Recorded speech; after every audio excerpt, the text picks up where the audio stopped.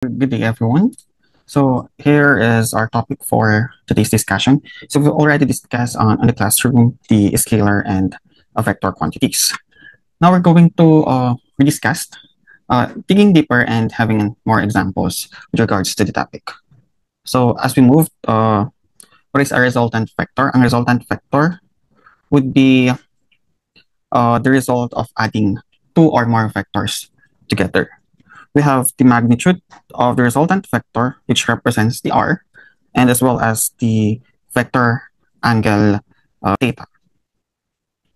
So from this, we know that a vector has a magnitude, ito yun, nire-represent ng r, at saka direction, which the angle theta is located. Anong ibig sabihin na? Let's take a look at this. In the Cartesian coordinate plane, we have here your north, east, west, at saka south. The vector goes over here, and we are going to have a theta in here, an angle theta of the vector, let's say for example, A. Thus, the direction will be respect to the north of east. Well, if the angle is located over here, let's say it's a beta with respect again to A, therefore, the direction would be east of north. What about if the vector is down here? So for example, it's vector P. The vector P, the direction with respect to this location, that would give us a direction of south, of east. And then on this side, if the angle is given over this side, therefore the direction would be east of south. What about on this side? Ditong side na to. If we go on the side of the quadrant, on the quadrant 3, we will be having a direction of, if the angle is located over here, the direction would give us, that's a south of west. While on the other side here, that will give us the west of south. On the second quadrant, if we have a vector located on this side, and it's with respect to the x-axis, the direction on that side would be the north of the west. While on this side, with respect to y-axis, the direction on that side would be the west of north. Now let's scan. Ibig sabihin nito, the east daw ng north. The east of north. Therefore, your reference is the y-axis. That's the y-axis. Ito yung papapuntahan ng reference mo. So which means the direction of this would be going there. And if it's north of S, it's with respect to S, papa-north tayo. So S papuntang north. So north of S. Techniques to find the resultant vector of a vector angle. So graphical method, you need a technical tool like your sharp pencil, ruler, protractor, and graphing paper or bond paper to show the vector graphically. The output is connection of vector is like a polygon. All right, let's have an example. Ay, ito muna. Yung vector, meron tayong tinatawag na tail at saka head or the arrowhead. Kapag graphical kasi, nagkakaroon tayo ng tail-to-head connection. So which means yung unang vector, i-draw mo siya, yung pangalawang vector, i-draw mo siya after ng head ng unang vector mo. That's your graphical method. Like for example, it's this. Your vector A is going here. Your vector V is directly from the end of the vector B or the head of the vector P. And yung vector C mo, nandun. Yung resultant natin, eto siya. From the point of start to the point where the vector C ends. Now take a look at this. Your angle theta is with respect to x-axis. Okay, may isa pa tayong ginagamit which is getting the resultant or the vector resultant using a component or analytical method. Ito yung gumagamit tayo ng x component at saka y component directions. Dito, we resolve the given vectors into our horizontal or the x and the vertical component or the y. Now, get the algebraic sum of the horizontal vectors or horizontal components and the vertical component. Dito, sa quadrant na sinasabi dito ay ito lang siya. Recall natin sa math na ang x-axis sa first quadrant, second quadrant to, third quadrant dito, at saka fourth quadrant dito. Okay. Ang x-axis natin dito sa first quadrant is positive. On the number line, dito siya, positive yon. So, y naman, ito yon. Kapag y, positive rin. Let's have the second quadrant. Ito siya. Sa quadrant na to, ang x is negative. Ang y is still positive. Sa third quadrant, dito, ito, negative siya. Ito, negative rin. Sa fourth quadrant, ito yon. So, ang x-axis sa fourth quadrant is positive. Ang y-axis is negative. These are important conventions in our vector components. We're going to consider it in our solutions.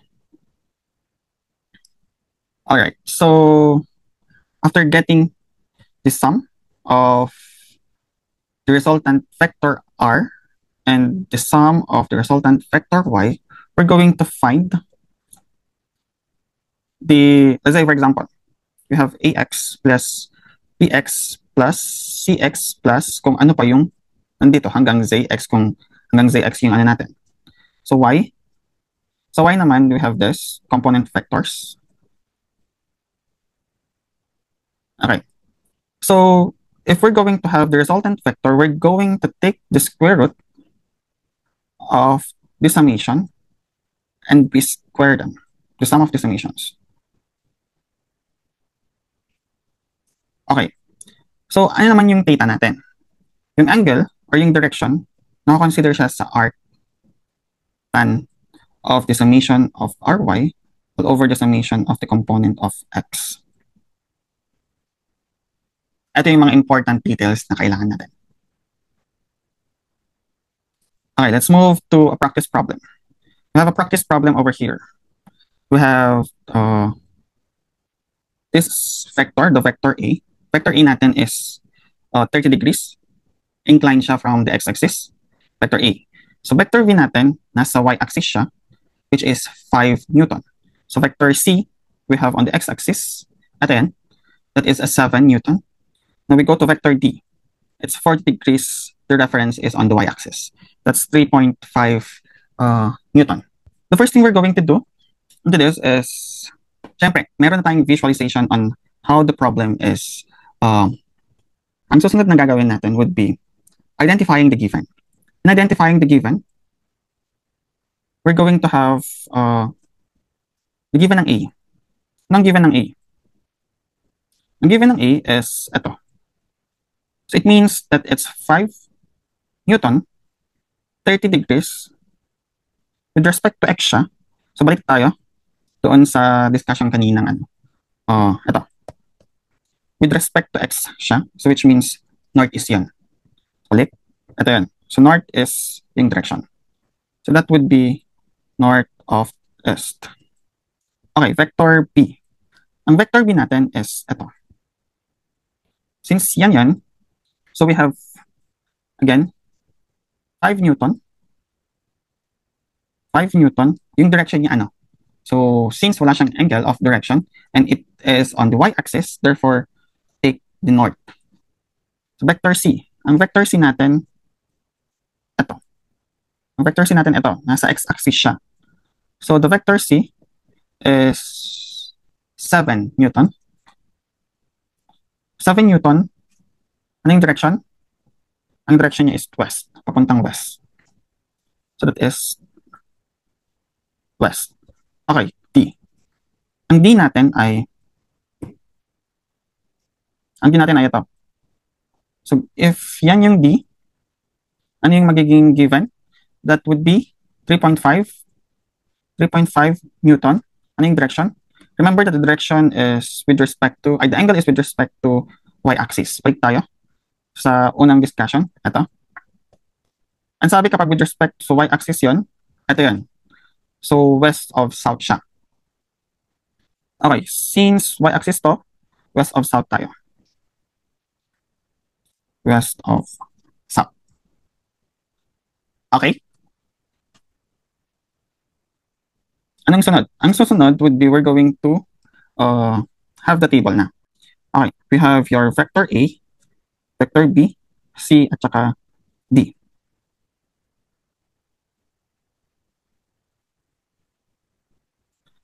Yung component vector, we're going to consider, again, the direction.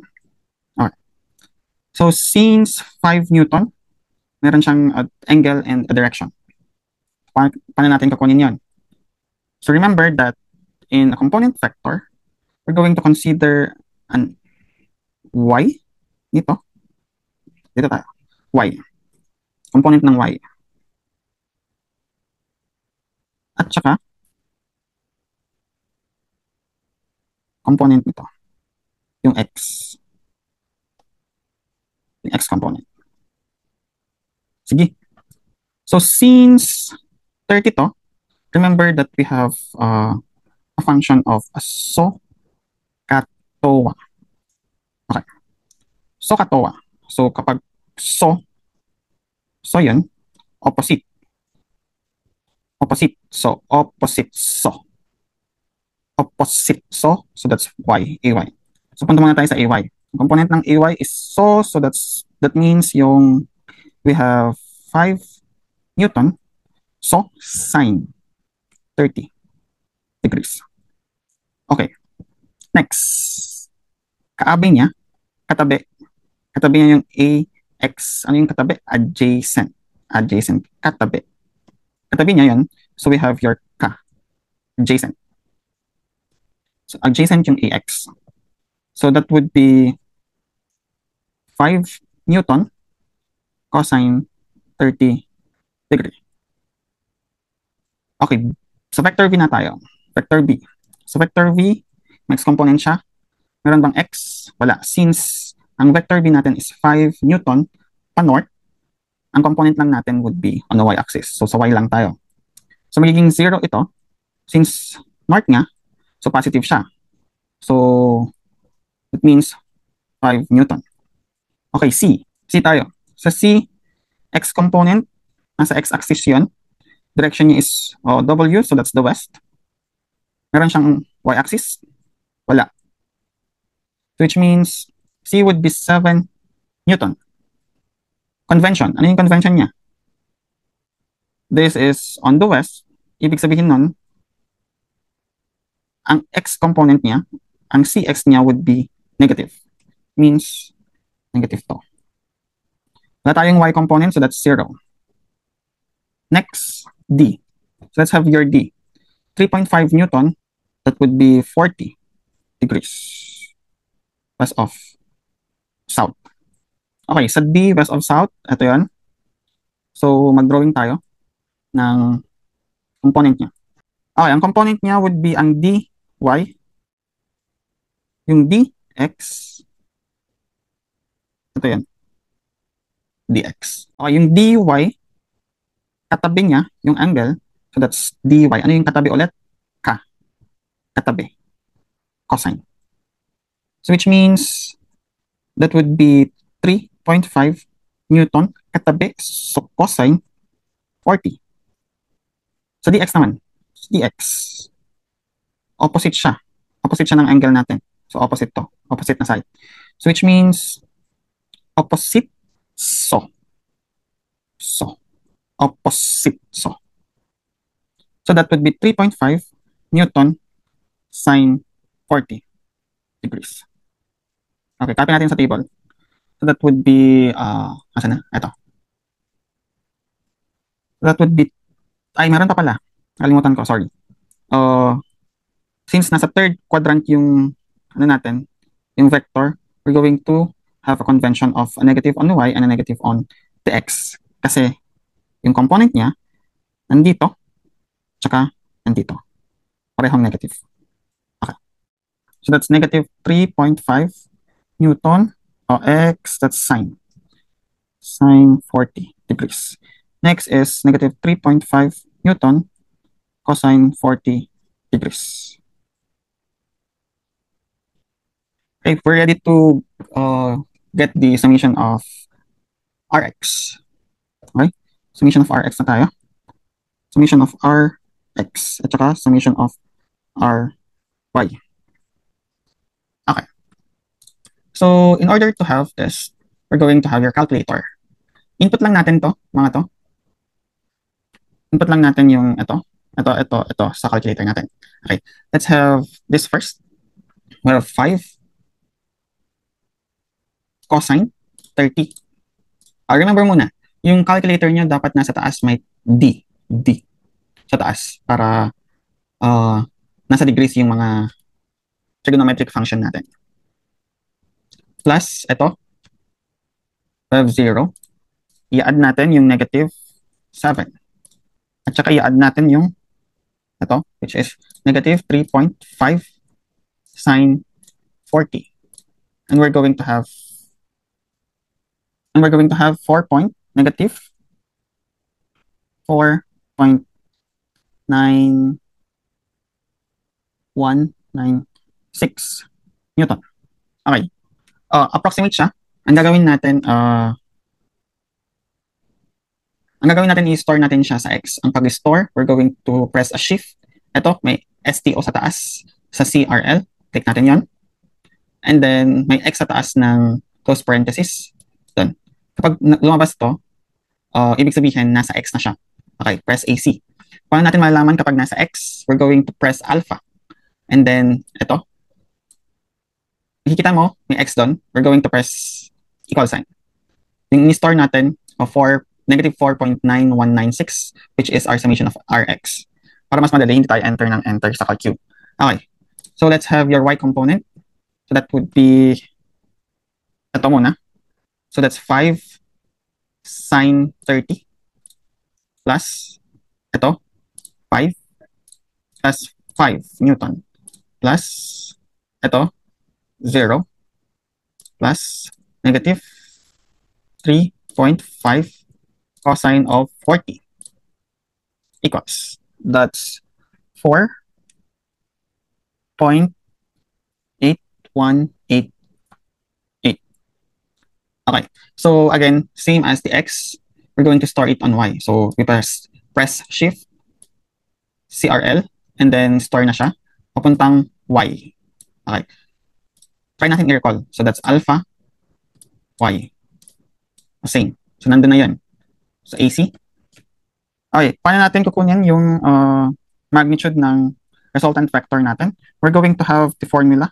R is equal to the summation of Rx squared plus the summation of Ry squared. Okay, since na-store natin kanina sa calculator natin yung values, which is the x squared plus y squared na lang dito. Okay, recall natin doon sa calc natin. So, the square root of x squared plus alpha st squared. And we will be getting the magnitude of our vector, and that would be 6.887 Newton. Okay, draw muna tayo. Saan yung direction nito? Nandito, yung Rx, summation of Rx natin, nasa negative siya. So, since negative yung Rx natin, pero papunta dito. 4 to 5. So, let's have this. Negative siya. Punta dyan. And then yung y natin, negative rin. Ay, hindi. Positive yung y natin. Ito yun. Positive pala. So, since positive yun, pataas. Pataas siya.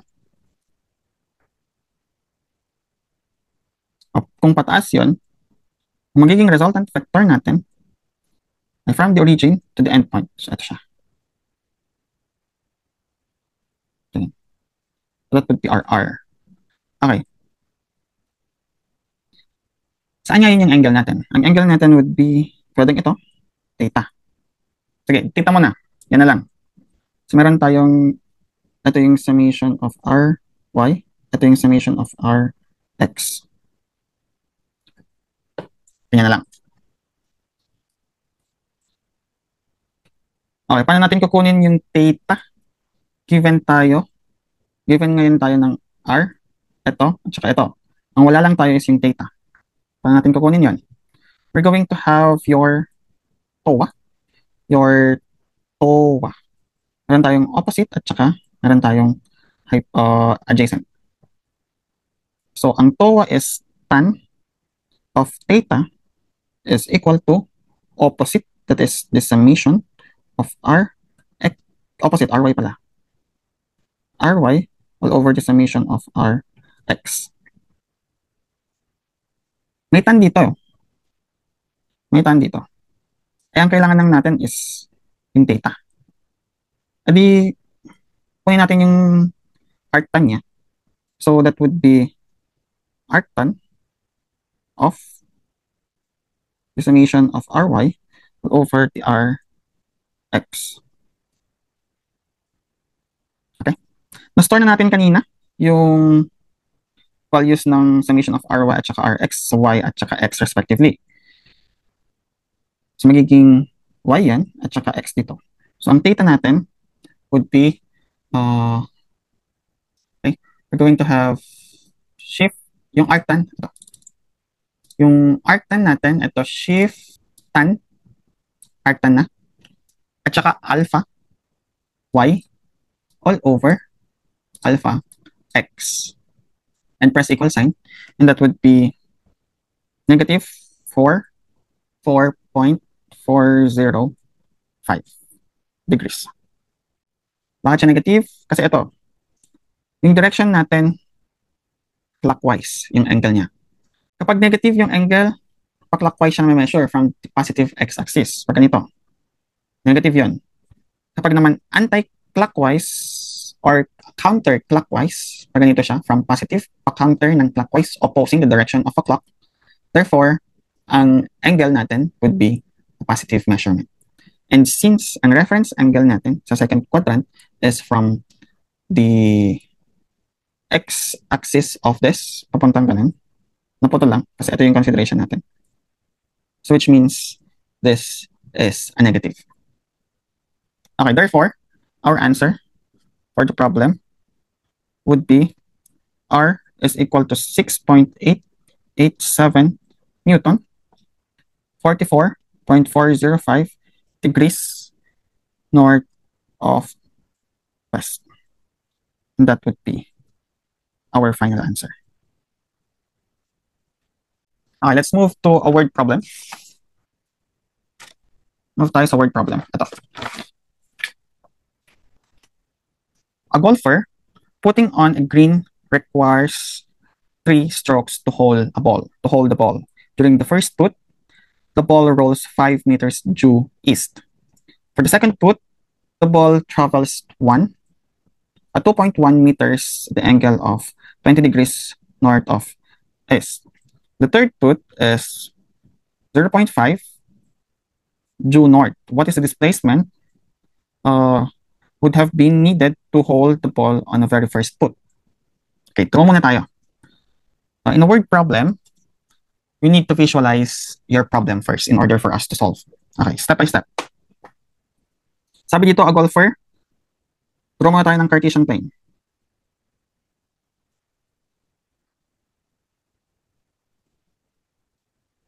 Okay, north to, east ito. Sabi dito, golfer put a green during the first put, we have 5 meters due east. Ang 5 meters due east, ito siya.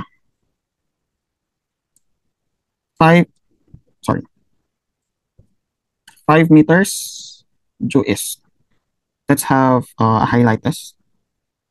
During the first put, 5 meters due east. Let's have vector A on that side. Vector A. Due east siya, ha?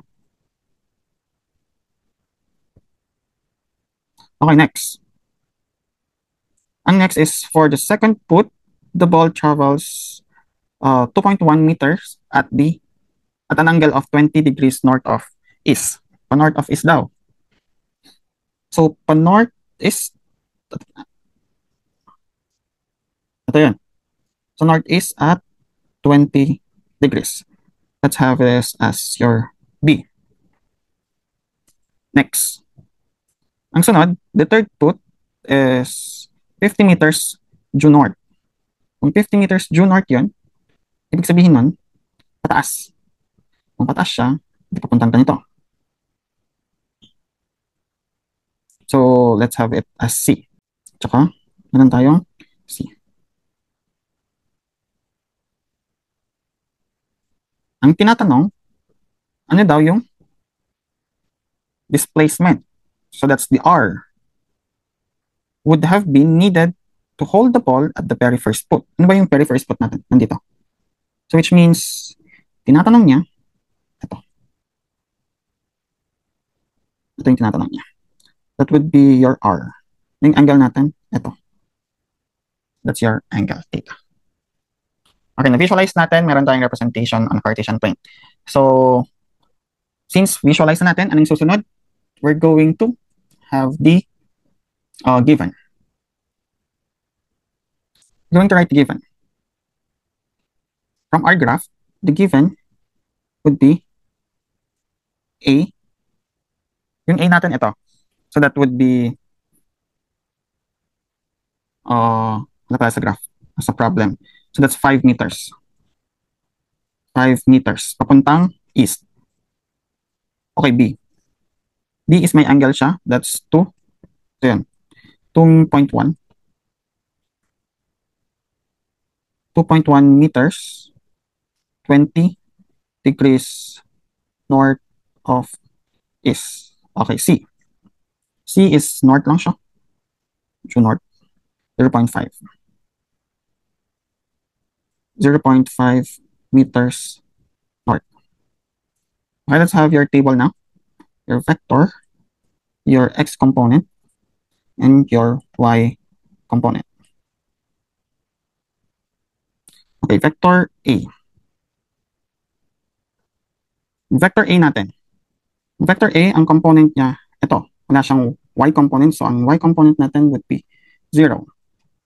Ang x component natin would be 5 meter. Okay, B. Ang B natin ito.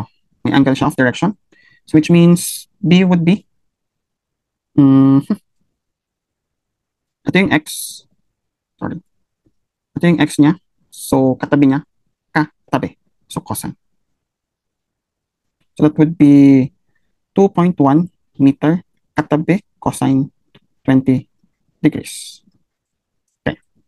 Okay, next that would be 2.1 meters. Yung y component niya. Ito. Opposite. Opposite as so. That's sine. But we have C. C is pa north.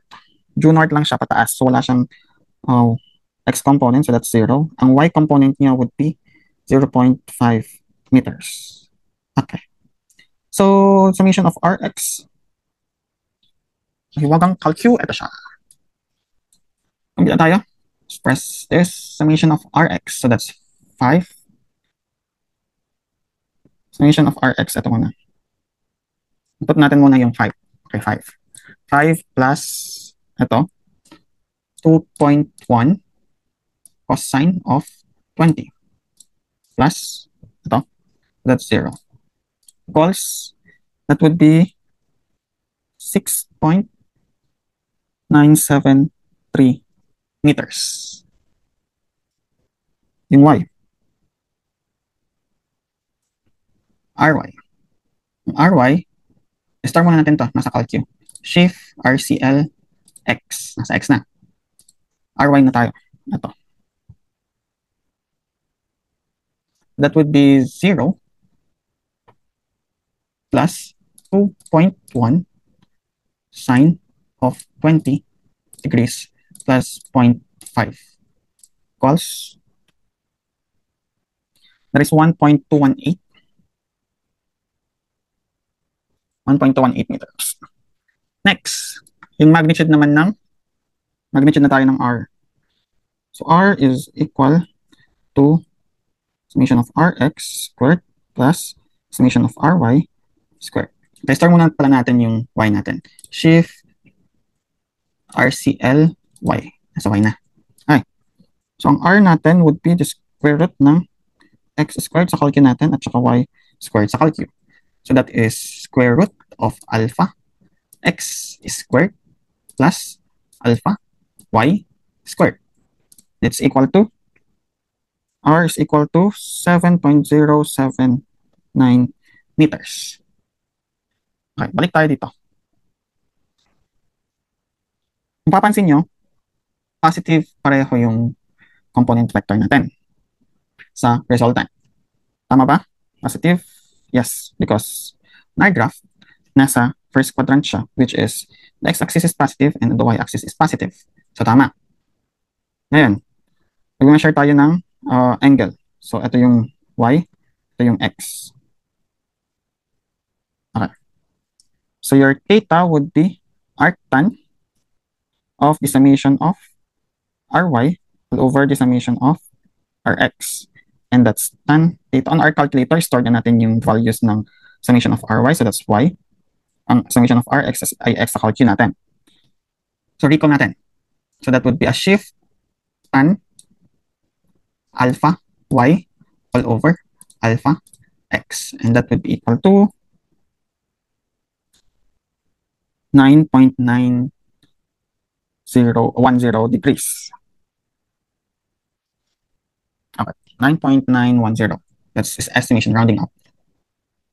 Okay, so our answer would be, therefore, our answer would be r is equal to 7.079 meters. The angle is 9.910 degrees. Saan? Balik tayo dito. Ito yun. Ito yung reference angle natin. Ano yun? X. So, pa-north of is. So, that would be north of is. And this would be our final answer. Hope you understand. This is the solution for the given problem. All right, let's move to the last problem. Suppose you walked 12 meters in the direction of west of north, and then 20 meters in the direction of 40 degrees south of west. How far you are from the starting point, and what is the compass direction of the line connecting your starting point to your final position? Okay, anong unang gagawin? We're going to draw. Since we're going to draw first, so sabi, you first walk in the direction of north, west of north. So, ang direction na yun ay ito. Ilan? 20 degrees. So, mga ganyan. So, this is 20 degrees. Let's note this as your vector A. So, that's 12 meters. Next, nag-walk pa daw. Papunta ng then 20 meters south of west. 20 meters daw, south of west. At 40 degrees. Let's note that as your P. That's P. 20 meters. Tama. Tsaka 40 south of west. Ito yan.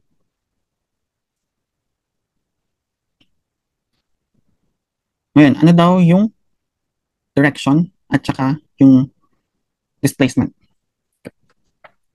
We could redraw the graph into something like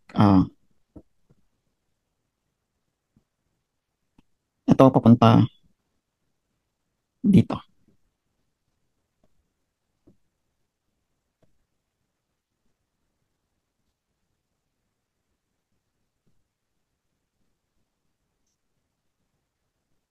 Ayun. We have your R, tsaka nandito yung theta. Ayun yung visualization. Sige. So given we have two visualization, alam natin yung direction ay nasa west at saka nasa south. So nasa third quadrant yan. So based sa visualization number 2. Kapag based naman sa visualization 1 natin, ito. So, which means mag-base tayo kung ano yung makukuha nating resultant, component ng resultant vector, which eventually become, according ka dito sa visualization number 2, negative pareho. So, let's move. So, ang given natin for this problem, we have A. Ang A is 12 meters, 20 degrees west of north. Tsaka yung B is 20 meters, 40 degrees south of west. So, vector, sa table na tayo. Vectors, x component, tsaka y component. Yung vector A natin, ito yun, ang x ay opposite. Yung x natin opposite siya ng angle 20. So, opposite, so that's sine. So, that's 12 meters sine 20 degrees. And next, yung AY natin, y component, katabi. Katabi. So, that's ka. That's 12 meters cosine 20. Sa B. Okay, B tayo. Ito yung B.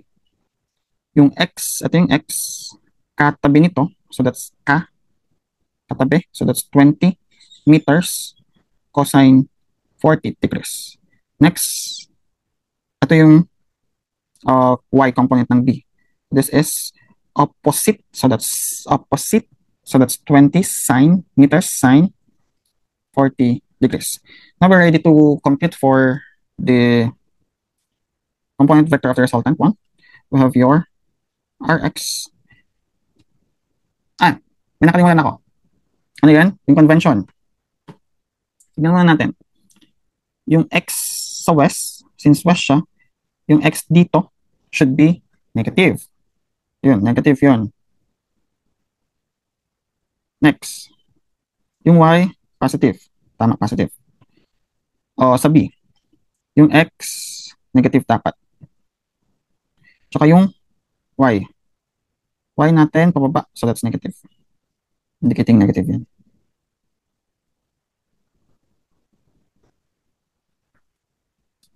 Sige. We have negative 12 sine of 20 degrees plus negative 20 cosine of 40 degrees. And that would be equal to negative. That's negative 19.425 meters. Summation of Ry, that would be equal to, store natin to sa x, store x, Ry. So that's 12 meters cosine of 20 plus negative 20 sine of 40 degrees, and that would be equal to negative 1.5779 meters. So yung R natin would be equal to summation of quantity summation of Rx squared plus the quantity summation of Ry squared. Store na natin sa calcu. That's x squared plus y squared, and R, value of R, hindi pa pala yung y. Ito yung y. Okay. Value ng R natin plus alpha y squared equals, that's 19.489 meters. Sabi ko kanina, dapat negative kasi nandito yon sa third quadrant yung resultant natin. Negative yung ito, tsaka negative yung ito. So, tama yung representation natin dito. The next, theta would be equal to arctan of the summation of Ry all over the summation of Rx. And theta, sorry, ito. Ito pala kita, sorry. Meron tayo sa calcu y all over x. Okay, put natin sa calcu. Shift tan alpha y over alpha x equals 4.648 degrees. Bakit hindi siya negative? Tignan natin sa graph 2. Bakit hindi siya negative? So ito yun. Ito lang yung measure natin. So tama?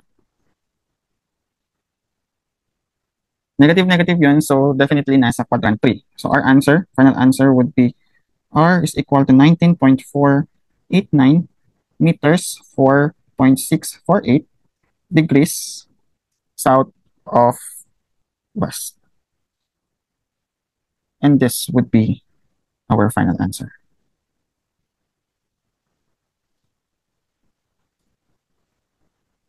This would be the solution for our practice problem number 2. Okay, that ends our simple discussion for this video. Hope you understand the lesson on vectors, vector components. So see you on the next week. Have a great day and goodbye.